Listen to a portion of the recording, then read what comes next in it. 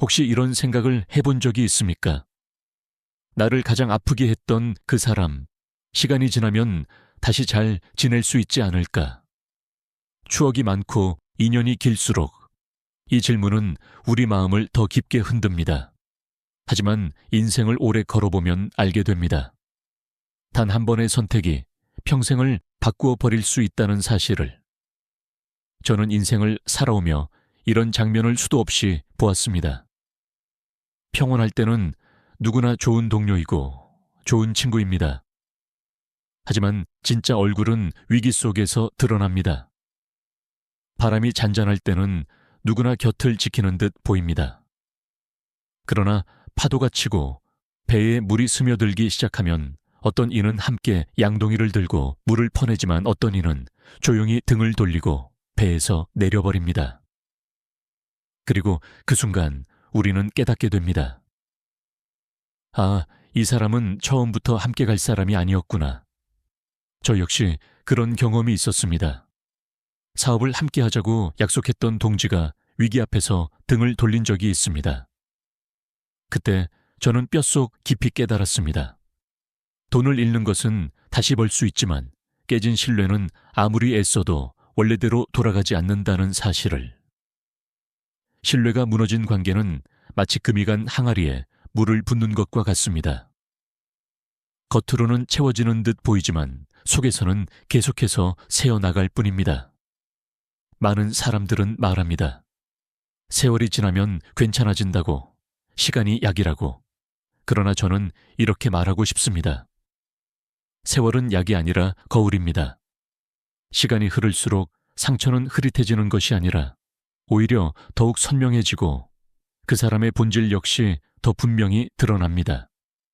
그 거울 앞에서 우리는 스스로에게 물어야 합니다. 나는 지금 화해를 꿈꾸는가?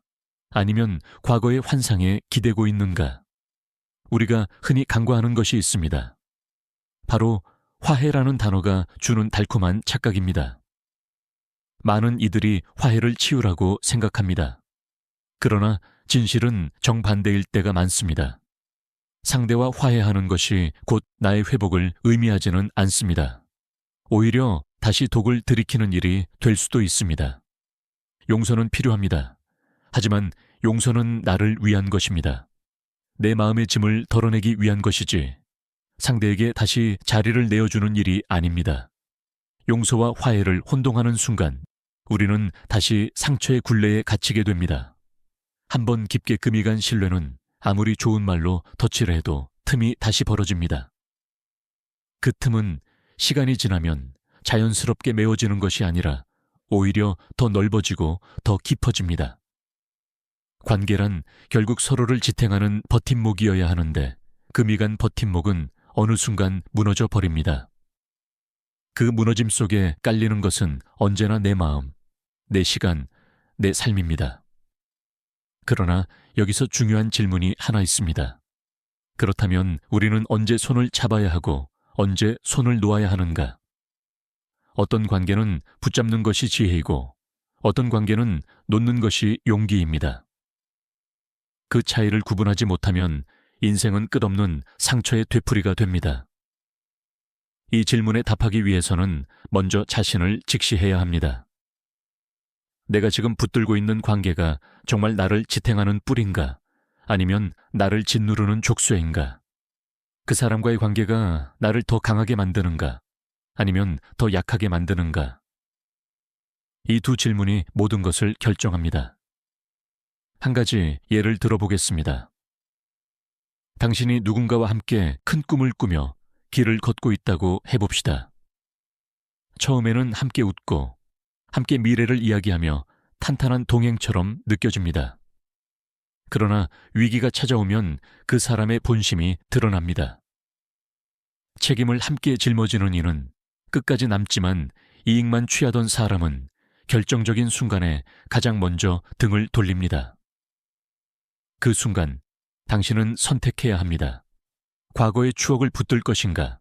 아니면 미래를 위해 결단할 것인가? 저는 늘 말합니다. 단호함은 냉정함이 아니다. 그것은 자기 자신을 지키는 가장 따뜻한 선택이다. 이 첫 번째 파트에서 우리가 함께 붙잡아야 할 진실은 단순합니다. 상처를 준 사람과 억지로 화해하려는 순간 내 삶은 다시 그 사람의 그림자 안에 갇히게 된다는 것. 그러나 그 상처를 끊어내고 앞으로 나아가는 순간 상처는 나를 단단하게 만드는 발판이 됩니다. 이제 다음 파트에서 우리는 더 깊은 질문을 다룰 것입니다. 용서는 필요한데, 그렇다면 화해는 언제 필요한가?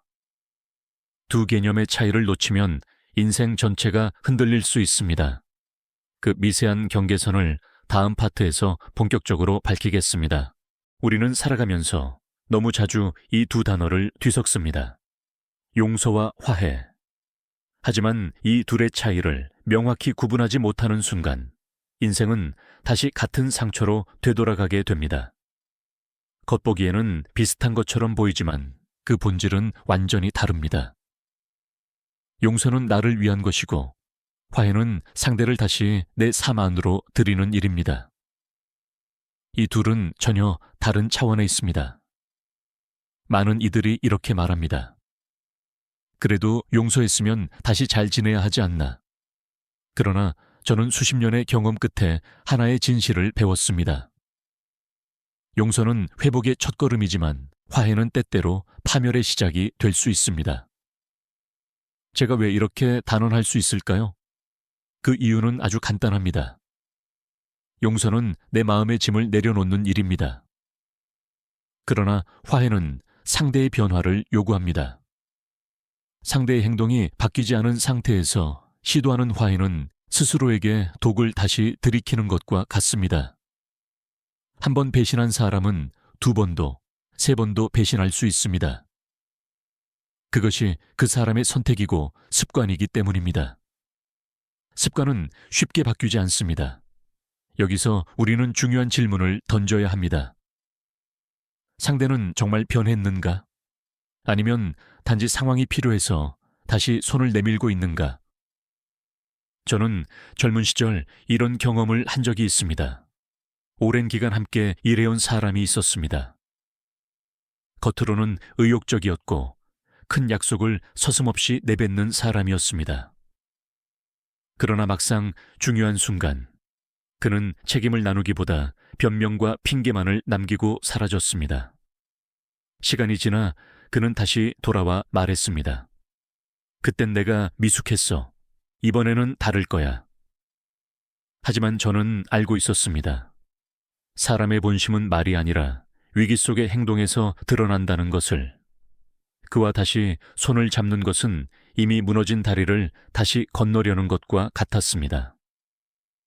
겉으로는 길이 열린 듯 보이지만 밑은 텅 비어 있고 언제든 다시 무너질 준비가 되어 있는 그런 길. 용서는 필요합니다. 그에게도 나에게도 미움이라는 짐을 내려놓는 시간은 필요합니다. 그러나 화해는 달랐습니다. 그 다리를 다시 건너는 순간 저는 또다시 같은 강에 빠질 것이 분명했습니다. 여기서 많은 사람들이 혼란에 빠집니다. 그래도 지난 세월이 아깝잖아. 한 번쯤은 기회를 줘야 하지 않나. 사람은 변할 수도 있지 않나. 맞습니다. 사람은 변할 수 있습니다. 하지만 중요한 것은 그 변화가 말이 아니라 행동으로 증명되었는가입니다. 이 지점에서 우리는 삶의 본질적인 질문과 마주합니다. 용서의 목적은 상대가 아니라 나 자신입니다. 그러나 화해의 목적은 관계입니다. 이 둘은 혼동해서는 안 됩니다. 용서는 내 마음의 독을 빼내는 일입니다. 분노와 서운함을 안고 살아가는 것보다 그 마음을 내려놓는 것이 훨씬 건강합니다. 용서는 내 영혼을 가볍게 합니다. 내 삶을 다시 앞으로 밀어주는 힘이 됩니다. 하지만 화해는 전혀 다른 차원의 문제입니다. 상대가 여전히 나를 상처내고 나를 소모시키는 행동을 반복한다면 그와의 화해는 치유가 아니라 재상처입니다. 한번 생각해 보십시오. 깨진 항아리를 아무리 붙여도 물을 담으면 결국 또 새어나갑니다. 그 항아리를 사용하는 것은 그저 물을 잃는 것이 아니라 시간과 힘을 함께 잃는 것입니다. 인간관계 또한 마찬가지입니다. 금이 간 신뢰 위에 아무리 아름다운 말을 붙여도 결국 다시 금은 벌어지기 마련입니다. 여기서 한 가지 비유를 더 드려보겠습니다. 어떤 사람이 독이 든 물을 마시고 크게 아팠습니다. 시간이 지나고 회복되었습니다. 그는 자신에게 말합니다. 이젠 괜찮아. 다시 마셔도 안 아플 거야. 하지만 독은 사라지지 않았습니다. 그 물을 다시 마시는 순간 처음보다 더 빠르게 그리고 더 깊이 퍼져 나갈 것입니다. 화해가 바로 그런 경우입니다. 상대가 변하지 않았다면 그 관계는 독이 든 물입니다. 겉으로는 깨끗해 보일 수 있지만 본질은 바뀌지 않았습니다. 그렇다면 질문은 명확해집니다. 우리는 언제 용서해야 하고 언제 화해를 거부해야 하는가? 용서는 내 마음을 위해서라면 언제든 할 수 있습니다. 그것은 나를 위한 선택이기 때문입니다. 하지만 화해는 상대의 행동과 변화가 명확하게 확인될 때에만 가능합니다. 그리고 대부분의 경우 사람은 쉽게 변하지 않습니다. 이 진실을 받아들이는 것이 성장이고 지혜입니다. 이제 다음 파트에서는 우리가 왜 어떤 관계를 계속 붙들고 있는지, 왜 쉽게 끊지 못하는지, 그리고 그 집착의 뿌리가 어디에서 오는지를 깊이 파헤칠 것입니다. 그 이유를 알게 되면 화해와 결별 사이에서 보다 선명한 선택을 할 수 있게 될 것입니다. 인간관계는 종종 투자와 비슷합니다. 좋은 관계는 시간이 지날수록 이자를 남기지만 나쁜 관계는 끝내 원금까지 앗아갑니다. 그리고 신뢰가 무너진 관계는 마치 손실이 계속 쌓이는 계좌와도 같습니다. 여기에 다시 투자한다는 것은 이미 실패한 종목에 돈을 붓는 것과 다르지 않습니다. 저는 인생을 오래 걸어오며 한 가지 진리를 깊이 깨달았습니다. 돈을 잃는 것은 다시 벌 수 있지만 신뢰를 잃는 것은 회복이 거의 불가능하다는 사실입니다. 돈은 숫자이고 시간은 자원이며 기회는 다시 올 수 있지만 신뢰는 무너지면 완전히 다른 차원의 손실을 남깁니다. 많은 사람들이 말합니다. 그래도 오래된 인연이잖아. 이 정도는 이해해야 하지 않을까? 그러나 저는 정반대로 말하고 싶습니다. 오래된 인연이라면 그만큼 더 신중하게 다뤄야 하고 그만큼 더 냉정하게 판단해야 합니다. 왜냐하면 오래된 인연일수록 손실이 더 크게 느껴지기 때문입니다. 한번 예를 들어 보겠습니다. 사업에서 가장 중요한 자산은 무엇일까요? 기술도 아니고 자본도 아닙니다. 가장 핵심은 사람입니다. 신뢰할 수 있는 사람은 작은 약속도 지키고 어려운 순간에 곁을 지킵니다. 반대로 믿을 수 없는 사람은 아무리 큰 약속을 해도 가볍게 흩날려 버립니다.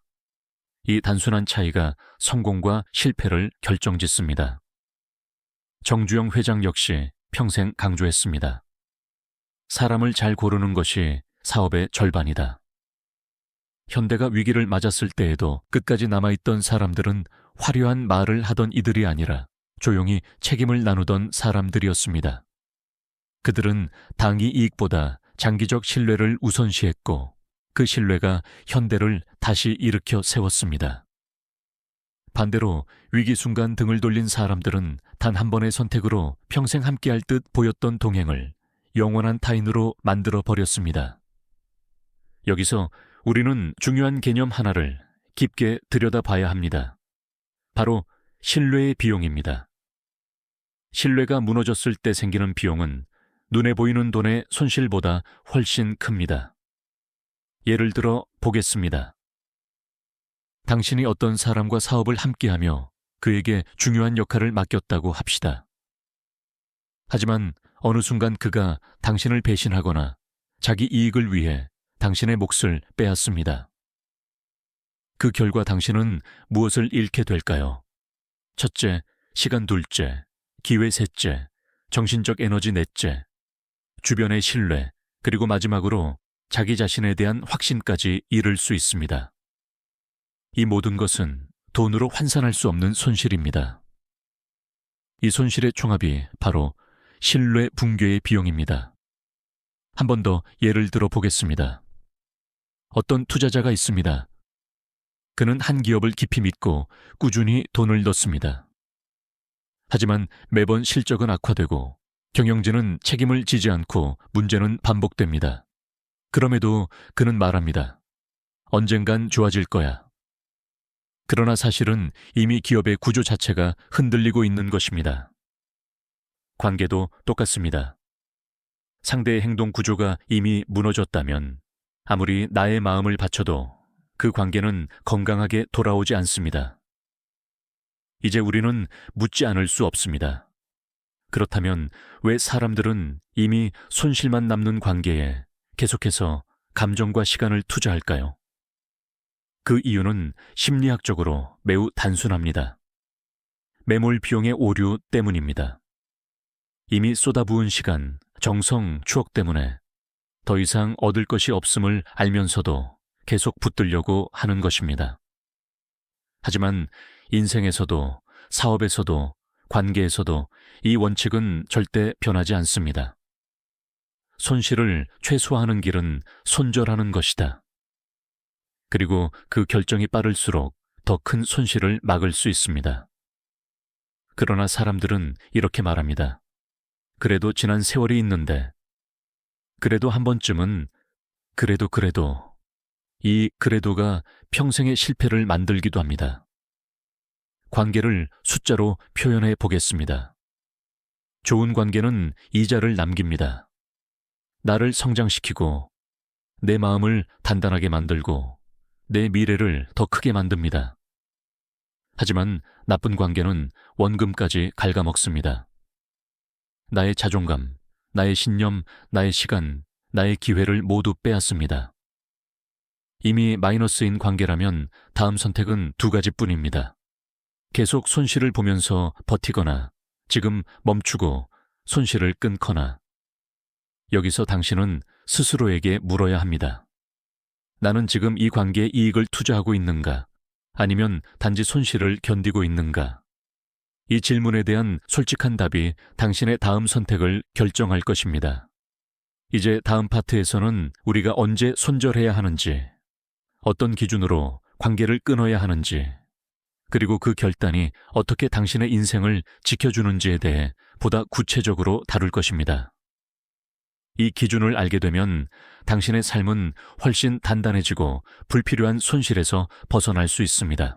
관계를 끊는다는 것은 단순히 등을 돌리는 행위가 아닙니다. 그것은 내 삶을 지키기 위한 전략이며 내 미래를 보호하기 위한 결단입니다. 그러나 많은 사람들은 이 결단을 두려워합니다. 왜냐하면 단호함을 냉정함으로 오해하기 때문입니다. 하지만 저는 이렇게 말하고 싶습니다. 단호함은 냉정함이 아니다. 단호함은 나 자신을 지키는 가장 따뜻한 선택이다. 관계를 정리하는 일은 감정적인 반응이 아니라 지적인 판단이고 성숙한 책임입니다. 그렇다면 우리는 어떤 기준을 가지고 관계를 끊어야 하는가? 무엇이 손절의 신호인가? 오늘 이 파트에서는 현실적이고 적용 가능한 기준을 정확하게 제시하고자 합니다. 먼저 관계를 끊어야 한다는 신호는 다음과 같습니다. 첫째, 반복되는 배신 사람은 누구나 실수할 수 있습니다. 하지만 반복되는 실수는 실수가 아니라 그 사람의 성향이며 선택입니다. 두 번째 배신은 경고이고, 세 번째 배신은 패턴이며, 네 번째 배신은 당신의 책임입니다. 둘째, 책임 회피. 어떤 관계든 건강하려면 책임을 나누는 자세가 필요합니다. 하지만 상대가 늘 변명만 하고 상황이 어려워질 때마다 사라진다면 그 관계는 이미 균형을 잃은 것입니다. 셋째, 일방적인 희생. 건강한 관계는 서로 주고받는 관계입니다. 그러나 당신만 계속 손해보고 계속 이해하고 계속 참아내고 있다면 그 관계는 더 이상 동등하지 않습니다. 관계는 거래가 아니지만 균형은 반드시 필요합니다.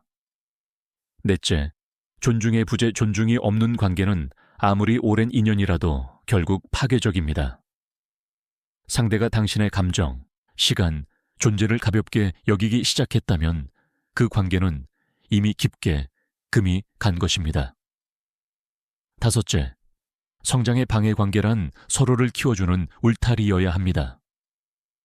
그러나 어떤 사람은 당신의 가능성을 끌어내리며 당신의 에너지를 빼앗고 당신의 자신감을 무너뜨립니다. 그런 관계는 빨리 끊을수록 더 멀리 갈 수 있습니다. 이 5가지 기준 중 2가지 이상이 보인다면 이미 그 관계는 시간을 질질 끌 문제가 아니라 정리해야 할 문제입니다. 그러나 기준을 아는 것보다 더 어려운 것은 실행입니다. 사람은 대체로 결단을 두려워합니다. 특히 관계에 있어서 결단은 더 큰 용기를 요구합니다. 그래서 저는 오늘 현실적인 손절의 기술을 제안하려 합니다. 감정적 폭발이 아니라 조용하고 단단한 결단의 방식입니다. 첫 번째 기술 거리두기. 대부분의 관계는 갑작스러운 단절보다 단계적 거리두기에서 더 자연스럽게 정리됩니다. 연락 빈도를 줄이고 불필요한 대화를 피하고 의존도를 낮추는 방식입니다. 상대가 거리두기를 불편해 한다면 그 자체가 이미 당신에게 의존하고 있었다는 신호입니다. 2번째 기술 경계 설정 관계를 유지하더라도 경계를 명확히 설정하는 것이 중요합니다. 이 부분은 받아들일 수 없다. 이 행동은 나를 힘들게 한다. 책임을 돌리지 않고 감정을 전달하는 방식이 효과적입니다. 경계 설정은 차가움이 아니라 서로를 지키기 위한 기본적인 장치입니다. 3번째 기술, 명확한 선언. 어떤 관계는 명확한 말로 정리해야만 끝이 납니다. 그 사람을 미워해서가 아니라 나 자신을 지키기 위해 필요한 과정입니다. 예를 들어 다음과 같이 말할 수 있습니다. 지금까지의 인연은 소중하게 생각한다. 하지만 반복되는 상황 때문에 앞으로는 서로의 삶을 별도로 지키는 것이 더 건강하다고 판단한다. 이 말은 공격이 아니라 결단입니다. 4번째, 기술 감정적 흔들림 관리 손절을 결심해도 미련, 죄책감, 걱정이 따라옵니다. 하지만 그 감정은 자연스러운 것입니다. 중요한 것은 흔들릴 때마다 왜 이 결정을 내려야 했는지를 스스로에게 다시 상기시키는 것입니다. 과거의 추억보다 미래의 평온이 더 가치 있습니다. 5번째, 기술 정리 후 회복 관계를 끊은 직후에는 마음이 허전해질 수 있습니다. 하지만 이 허전함은 결핍이 아니라 새로운 에너지가 들어올 공간입니다. 이 공간을 채우는 것은 다시 상처를 준 사람이 아니라 당신을 지켜줄 사람입니다. 여기서 중요한 깨달음은 이것입니다. 손절은 상대를 벌주는 일이 아니라 내 삶을 보호하는 일이라는 것. 이 관점을 갖는 순간 관계를 끊는 일은 두려움이 아니라 내 삶을 더 크게 만드는 선택이 됩니다. 이제 다음 파트에서는 관계를 끊은 뒤 그 빈자리를 어떻게 회복하고 내 삶을 다시 세워야 하는지 다룰 것입니다. 왜 어떤 사람은 상처 뒤에 더 강해지고 어떤 사람은 계속 무너지는지 그 차이를 명확히 설명할 것입니다. 관계를 끊는 결단은 끝이 아닙니다. 그 결단 이후에 찾아오는 공허함, 정서적 흔들림, 그리고 스스로를 다시 세워야 하는 깊은 시간이 진짜 시작입니다. 많은 사람들이 이 단계를 제대로 지나지 못해 다시 상처를 준 사람에게 돌아가거나 또 다른 상처를 반복합니다. 그래서 이번 파트에서는 관계가 끝난 뒤의 회복, 그리고 그 회복을 통해 어떻게 상처를 발판으로 바꿀 수 있는지 구체적으로 이야기하고자 합니다. 우리가 먼저 마주해야 할 진실은 이것입니다. 관계를 끊고 나면 허전함이 찾아옵니다. 그 허전함은 틀린 것이 아닙니다. 자연스러운 것입니다. 왜냐하면 인간은 본능적으로 연결을 원하고 기대를 품고 함께함을 통해 안정감을 느끼는 존재이기 때문입니다. 하지만 이 허전함을 결핍으로 오해하는 순간 우리는 다시 과거로 돌아가게 됩니다. 그 허전함은 결핍이 아니라 새로운 에너지가 들어올 자리입니다. 이 자리가 비어 있기에 건강한 관계가 들어올 수 있고 새로운 기회가 들어올 수 있으며 나 자신이 다시 성장할 수 있습니다. 자, 이제 지금 이 순간의 당신에게 필요한 회복의 과정들을 단계별로 살펴보겠습니다. 첫째, 감정에 이름 붙이기, 상처는 덮는다고 사라지지 않습니다. 감정을 무시하면 그 감정은 더 깊이 골마들 뿐입니다. 그러므로 지금 느끼는 슬픔, 분노, 허전함, 기쁨, 자유로움, 이 모든 감정에 이름을 붙여야 합니다. 예를 들어 이렇게 말할 수 있습니다. 나는 지금 아쉽다. 나는 지금 배신감이 남아있다. 나는 지금 홀가분하다. 감정의 이름을 말하는 순간 감정은 당신을 지배하지 못합니다. 감정은 나가 아니기 때문입니다.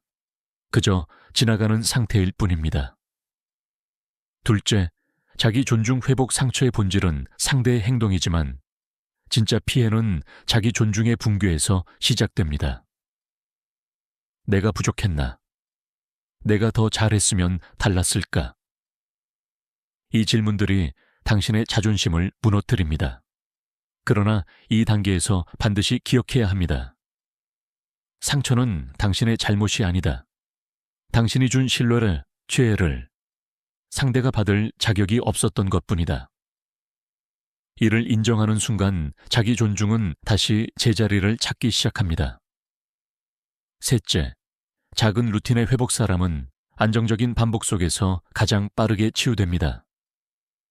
아침 산책, 간단한 운동, 차 한 잔, 정돈된 책상, 정해진 취침 시간, 이러한 작은 루틴들이 마음의 균형을 회복시키는 가장 강력한 도구입니다.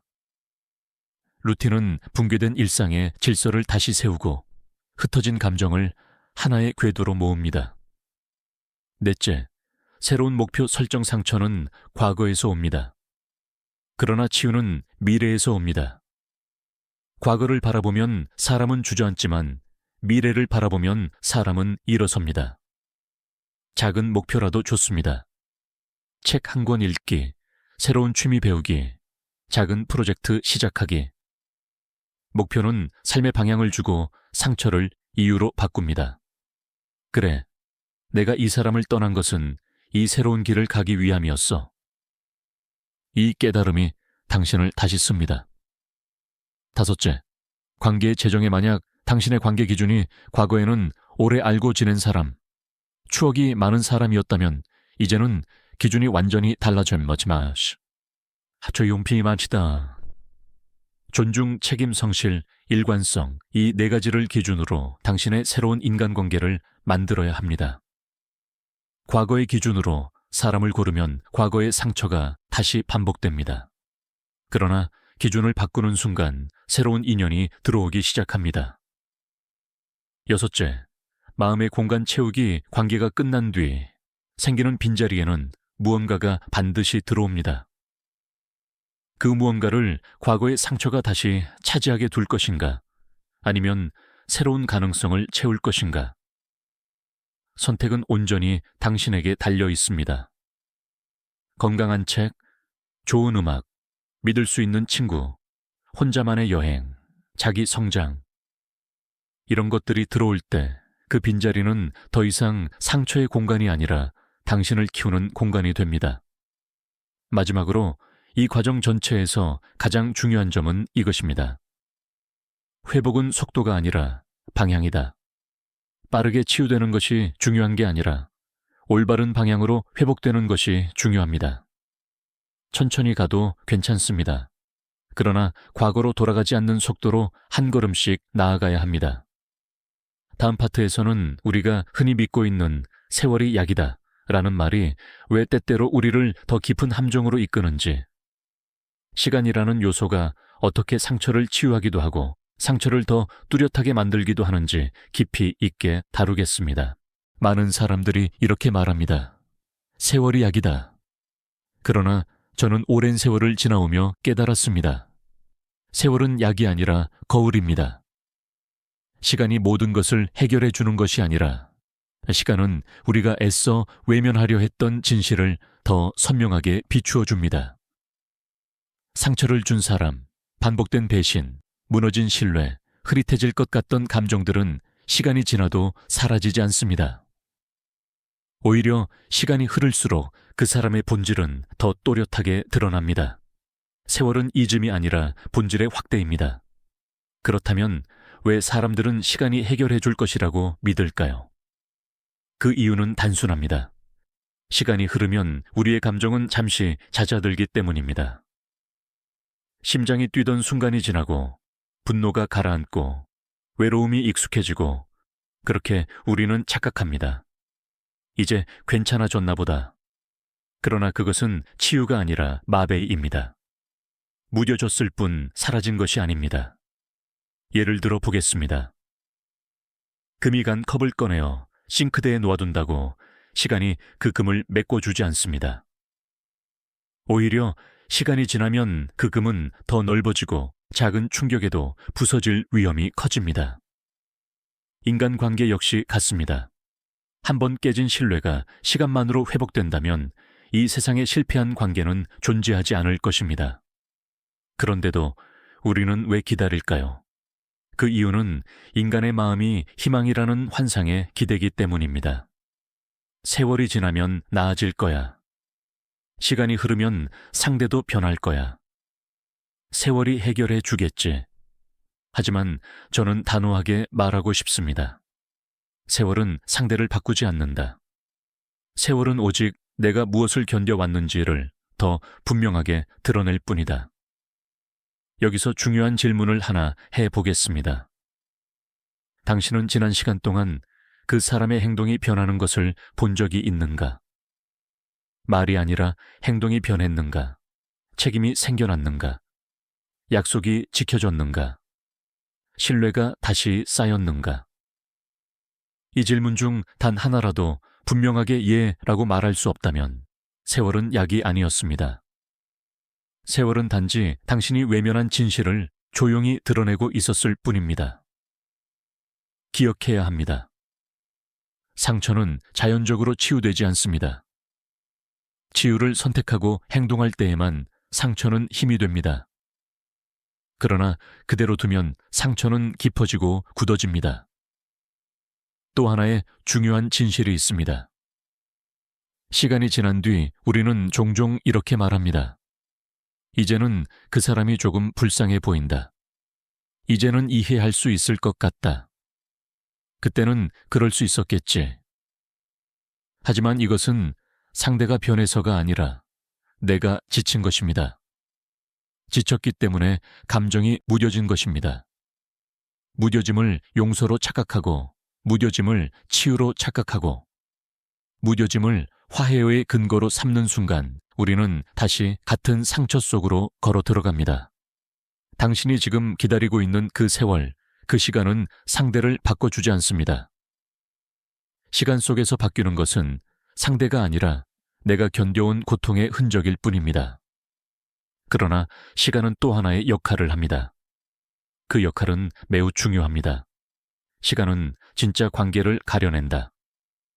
세월 속에서 책임을 나누는 사람과 책임을 회피하는 사람은 명확하게 나뉩니다.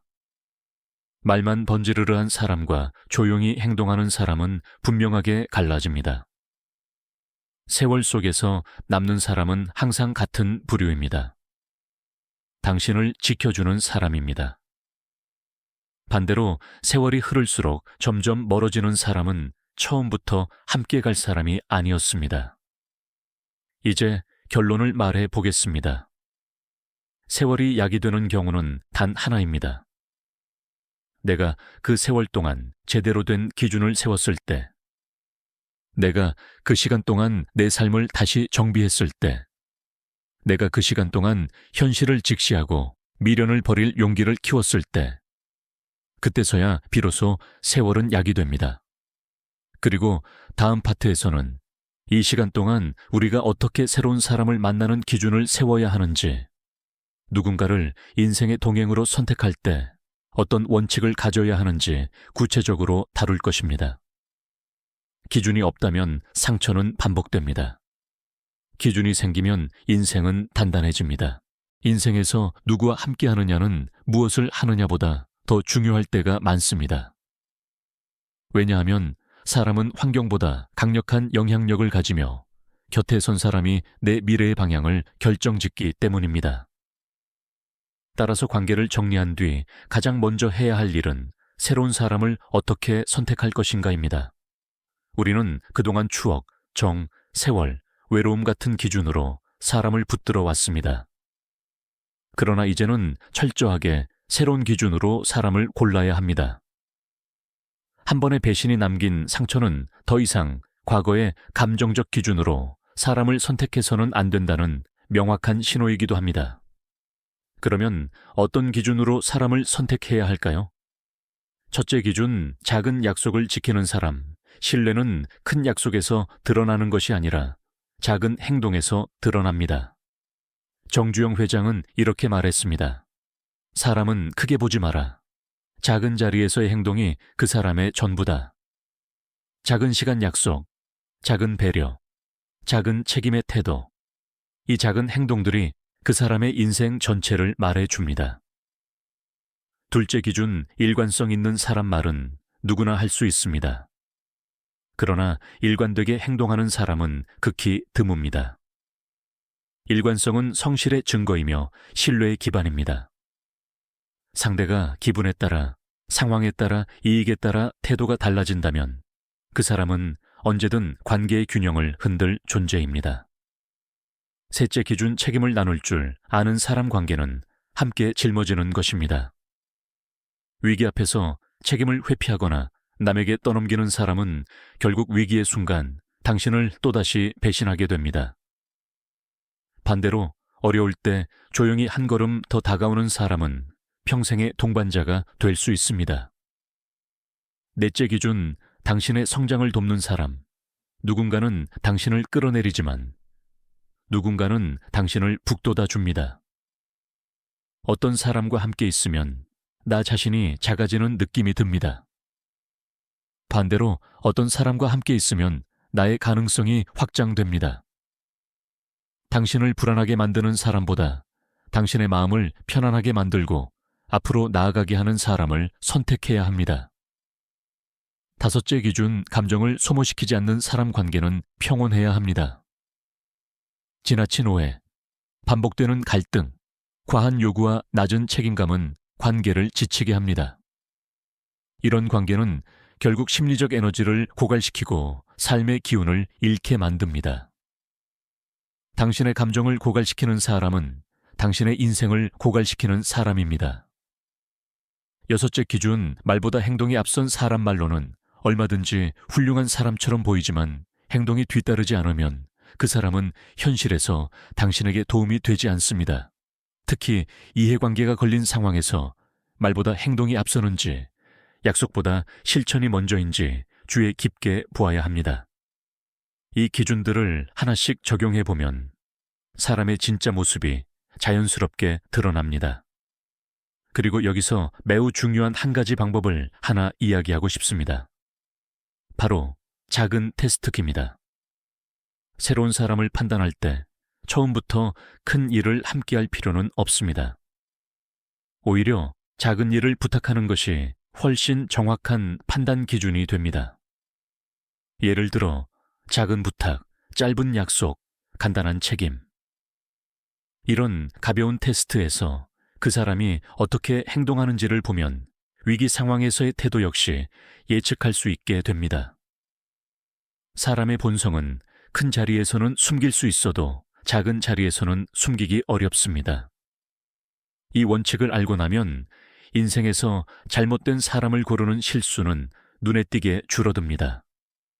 그리고 마지막으로 이 기준을 지키지 못하는 순간 우리는 다시 상처를 반복하게 됩니다. 기준은 선택이 아니라 자기 보호의 장치입니다. 그렇다면 문제는 이것입니다. 어떻게 이 기준을 지속적으로 지킬 수 있을까? 누군가가 다정하게 다가오고 외로움이 찾아오고 과거의 습관이 다시 고개를 들 때 우리는 어떻게 흔들리지 않고 나의 기준을 지켜낼 수 있을까? 다음 파트에서는 기준을 지키는 힘, 즉 어떤 상황에서도 자기 존중을 잃지 않고 건강한 관계를 선택할 수 있는 내면의 원칙을 깊이 있게 다룰 것입니다. 기준을 세우는 것만으로는 부족합니다. 그 기준을 흔들림 없이 지키는 힘이 진짜 인생의 변화를 만듭니다. 우리는 살아오며 이런 말을 수도 없이 듣습니다. 참는 것이 미덕이다. 그러나 저는 한 가지 진실을 분명히 말하고 싶습니다. 참음이 미덕이 되는 것은 상대가 나를 존중할 때뿐이다. 존중이 없는 참음은 미덕이 아니라 자기 파괴다. 많은 사람들이 인간관계에서 상처를 반복하는 이유는 참아야 한다는 잘못된 믿음 때문입니다. 특히 나이가 들수록 참는 것이 성숙이라고 생각하지만 존중 없는 관계에서의 참음은 나를 소모시키고 내 자존심을 깎아내리고 결국 내 삶의 중심을 무너뜨립니다. 그렇다면 우리는 어떻게 참음과 자기 파괴의 경계를 구분할 수 있을까요? 이 질문은 매우 중요합니다. 왜냐하면 이 경계를 잘못 판단하면 평생을 잘못된 관계 속에서 헤매기 때문입니다. 먼저 인간관계에서 나타나는 세 가지 유형의 참음에 대해 이야기해 보겠습니다. 첫째 유형, 존중이 기반이 된 참음, 이것은 건강한 참음입니다. 상대가 나를 존중하고 내 감정을 배려하며 서로의 관계를 지키려는 의도가 있을 때 참음은 관계를 성장시키는 힘이 됩니다. 이 참음은 인내이며 함께 더 멀리 나아가기 위한 지혜입니다. 둘째 유형, 애매한 참음, 상대가 나를 존중하는지 혹은 내가 이용당하고 있는지 경계가 흐릿한 경우입니다. 이 경우의 참음은 당장은 관계를 유지하는 것 같지만 서서히 내 마음을 소모시키고 불안과 미움을 키워나갑니다. 이 참음은 경계가 필요합니다. 셋째 유형, 자기 파괴적 참음, 상대는 반복적으로 나를 무시하고 내 감정은 매번 무시당하며 상대의 행동은 변하지 않는데 내가 계속 참아내고 버티는 경우입니다. 이 참음은 미덕이 아닙니다. 이 참음은 내 자존을 무너뜨리고 상대에게 내 삶의 주도권을 넘겨주는 위험한 선택입니다. 이 세 가지 중 당신은 어떤 참음을 하고 있습니까? 이 질문에 솔직하게 답해야만 자기 존중을 지킬 수 있습니다. 또한 우리가 명심해야 할 것은 참음은 감정의 문제가 아니라 원칙의 문제라는 것입니다. 원칙이 없는 참음은 상대의 무책임을 키우고 당신의 고통을 늘릴 뿐입니다. 반대로 원칙이 있는 참음은 관계를 지키되 자기 자신도 지키는 힘이 됩니다. 그렇다면 어떤 원칙을 가져야 할까요? 첫째 원칙, 상대의 행동이 변하지 않으면 참지 않는다. 말이 아니라 행동, 약속이 아니라 실천, 사과가 아니라 변화, 이 세 가지가 없다면 참는 것은 의미가 없습니다. 둘째 원칙, 나의 감정을 무시하는 사람에게 참지 않는다. 존중 없는 이해는 이해가 아니라 굴종입니다. 감정을 무시하는 사람은 당신의 존재도 무시합니다.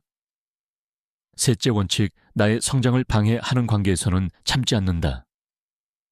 당신은 누군가의 만족을 위해 당신의 가능성을 희생할 필요가 없습니다. 성장을 막는 관계는 곧 삶을 막는 관계입니다. 넷째 원칙, 반복적으로 상처를 주는 사람에게 참지 않는다. 한 번의 실수는 이해할 수 있습니다. 하지만 반복되는 상처는 상대의 습관입니다. 습관은 말로 바뀌지 않습니다. 이 네 가지 원칙이 당신의 관계 기준을 지켜줄 것입니다. 이제 우리는 또 하나의 중요한 질문과 마주하게 됩니다. 왜 우리는 이렇게 명확한 진실을 알면서도 여전히 참으려 할까? 그 이유는 단 하나입니다. 외로움에 대한 두려움. 사람은 혼자 남는 것을 두려워합니다. 그래서 무너진 관계라도 붙들고 싶어 하고 상처를 반복하는 사람이라도 놓지 못하는 것입니다. 하지만 진짜 외로움은 혼자 있을 때가 아니라 잘못된 사람 곁에 있을 때 찾아옵니다. 존중 없는 관계에서의 외로움은 혼자 있을 때의 외로움보다 훨씬 깊고 훨씬 고통스럽습니다. 그러므로 우리는 외로움을 두려워할 것이 아니라 잘못된 관계를 두려워해야 합니다. 혼자 걸어도 괜찮습니다. 그러나 잘못된 사람과 함께 걷는다면 길은 반드시 무너집니다. 이제 다음 파트에서는 이 모든 기준과 원칙을 바탕으로 우리가 궁극적으로 지켜야 할 단 하나의 진실, 관계보다 더 먼저 지켜야 할 가치가 무엇인지, 그리고 왜 그 가치를 중심에 두어야 삶이 단단해지는지를 이야기하겠습니다. 관계를 지키기 위해 나를 잃어서는 안 됩니다. 마지막 파트에서는 이 진실을 깊이 있게 완성시킬 것입니다. 관계를 정리하고 상처를 치유하고 기준을 세우고 참음의 경계를 배웠다면 이제 마지막으로 다다르는 지점이 있습니다. 그것은 바로 나 자신을 지키는 삶을 선택하는가, 아니면 관계를 위해 스스로를 희생하는 삶을 반복하는가 라는 궁극적인 질문입니다. 인생을 오래 걸어보면 깨닫게 됩니다. 우리가 지켜야 할 것은 세월도, 체면도, 관계의 숫자도 아니라 바로 나 자신입니다. 내 마음, 내 존엄, 내 시간, 내 에너지. 이것들이 무너지면 아무리 많은 사람을 곁에 두어도 삶은 공허해질 뿐입니다. 그리고 이 진실을 이해하는 순간 우리는 자연스럽게 하나의 결론에 도달합니다. 상처를 준 사람과의 화해는 미덕이 아니라 선택이다. 그리고 그 선택은 내 삶을 지켜낼 때에만 의미가 있다. 많은 사람들은 이렇게 말합니다. 그래도 오래 함께한 사이잖아. 그래도 한 번쯤은 이해해 줘야 하지 않겠나. 그러나 저는 인생의 수많은 순간을 지나며 다른 답을 배우게 되었습니다. 인연은 서로를 지켜줄 때만 가치가 있다. 서로를 무너뜨리는 인연은 더 이상 인연이 아니라 족쇄다.